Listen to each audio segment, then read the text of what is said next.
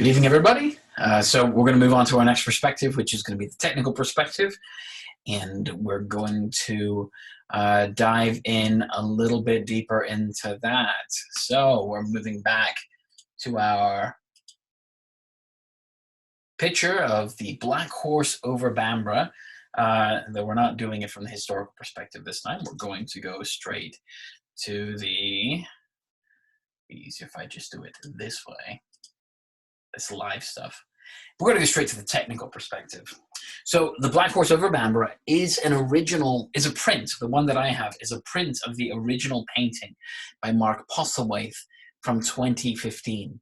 The original painting was painted on a large canvas, about 40 inches by 20 inches. So quite a large piece. And just to kind of get an idea of how big that is, or how valuable something like that is, this original print or the original painting sold for about £6,000, which is about $7,500. So quite big and expensive. The original print that I have is a print. I do want to spend a little bit of time talking about the technique that Postlethwaite uses in his painting. So the original painting, like all of Postlethwaite's paintings, utilizes acrylic paint, which is a very easy medium to work with, but it's very difficult to master. And Postlethwaite has been considered one of the UK's most foremost exponents of this modern type of painting with acrylics. And his work has often been mistaken as having been done with oils due to the texture and the tone of the paint that ends up on his final pieces.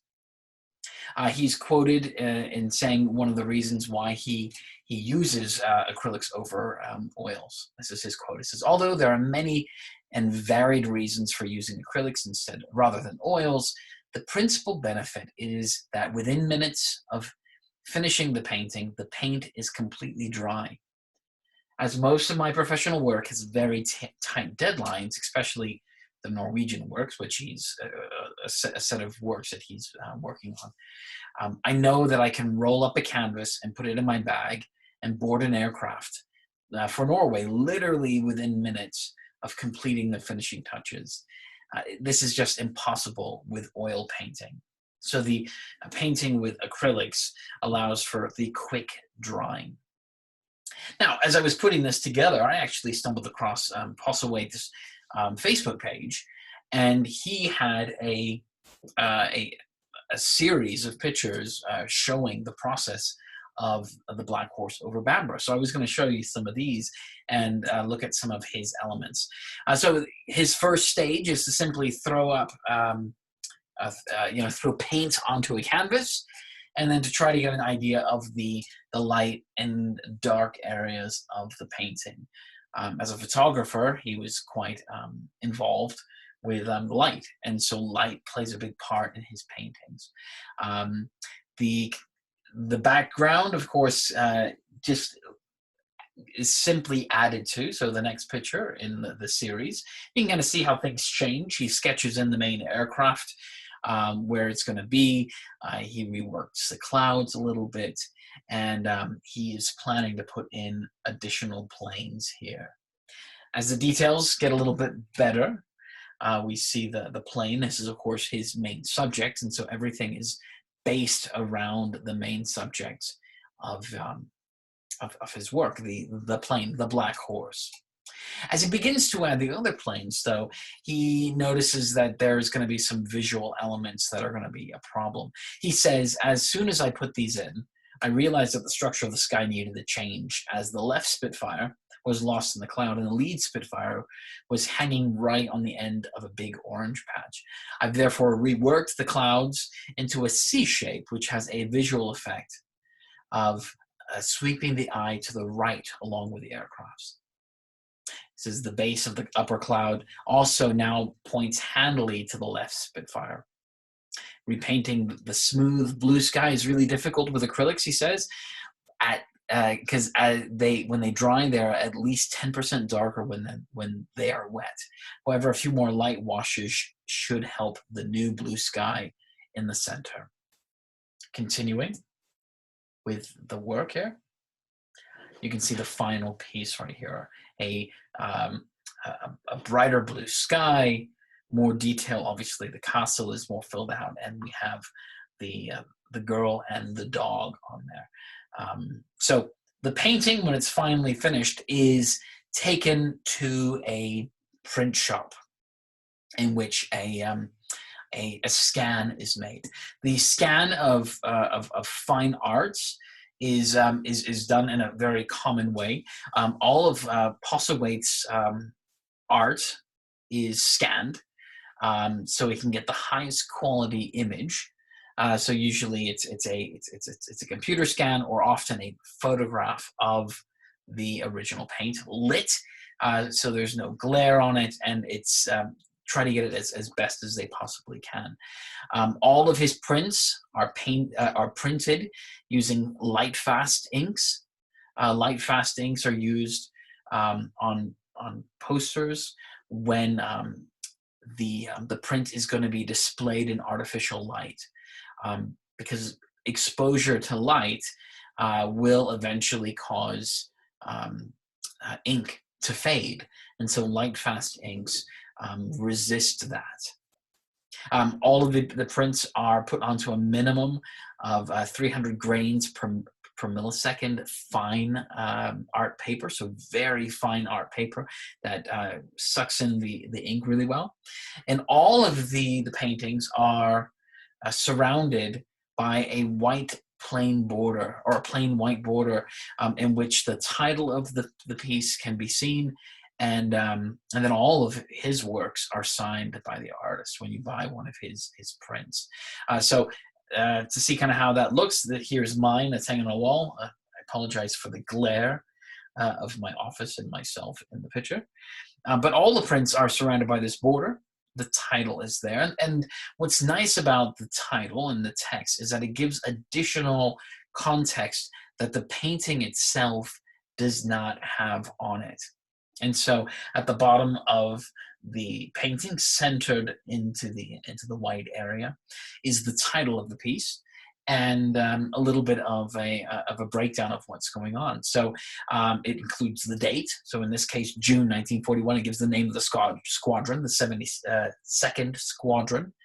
The base where they're heading, which is Acklington, which isn't too far away from Bamborough. And then it gives some additional information about the featured aircraft, which is the Spitfire right in the front, the P-8148, the Black Horse, which was a Spitfire that was purchased for the Royal Air Force by employees of the Lloyds Bank during the Battle of Britain. The print is a part of a limited printing. So part of what Postlethwaite does is that he only prints so many, and he, for these ones, printed only 350. And so numbers print 1 to 350 are all signed by the artist. But my print actually does not fall into that limited group of prints. Instead, it's something called an artist proof. And going back to the picture here, the artist proof is something in the bottom right-hand corner next to his signature. It lists artist proof, and I can zoom into that here. Now, what are artist proof? Artist proofs are the first prints that are made by the printer, and they are formally approved by the artist. So when the printer gets the scan, will then print usually between 20 and 30 of these images, and then bring them to the artist, and the artist will have to look at them.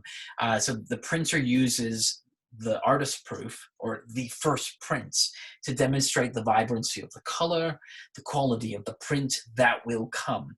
And then once the artist has given their approval, the official printing begins. So there's usually 20 to 30 of these, and since they're so limited in number, these are usually the ones that unless they can afford an original, these are the ones that collectors go after.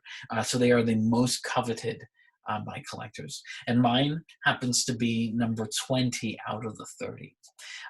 As an additional certification of this fact, Postlethwaite signed a certificate of authentication, which is I also have with this print. Now, the tradition of the artist proof goes back to the invention of the printing press in Europe. And the idea was that the first prints would show the quality of the printing press being used, and once that was approved, the mass production could begin. But of course, over the period of the printing, the quality would fade, simply due to the fact that the printing press was putting wear and tear on the materials that were being used to print. So as we moved further away from the artist prints, the quality of the printing essentially got worse. But of course, today's digital printing, the loss of quality from the first print to the last print is almost negligible.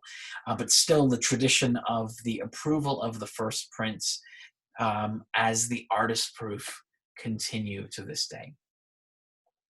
So that is the technical perspective that we're going to be looking at. And if I can just get back over here so you can see me, there we go. Stop sharing, there we go. So I encourage you to continue with your work.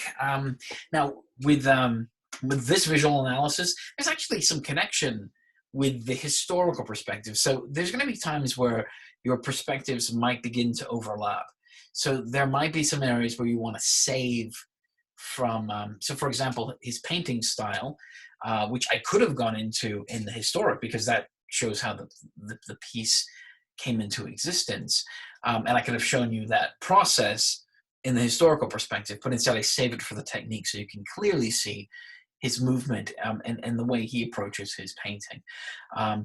Some of your, and then I've got some other things that could also fit into the historical perspective for this piece that I'm going to actually save for the cultural perspective, because I believe it would fit better there. So keep an eye out for those things. Don't repeat yourself. If you've already mentioned it in one perspective, you could say in that perspective, I will talk about this more in another perspective. Or if you want to refer back to something, for example, in your technical perspective right now, you can say, as I mentioned in my historical perspective, etc., etc. So you can approach it in a number of different ways. Don't be repetitive. And I look forward to hearing and reading your analysis for this. Any questions, please reach out to me, and good luck.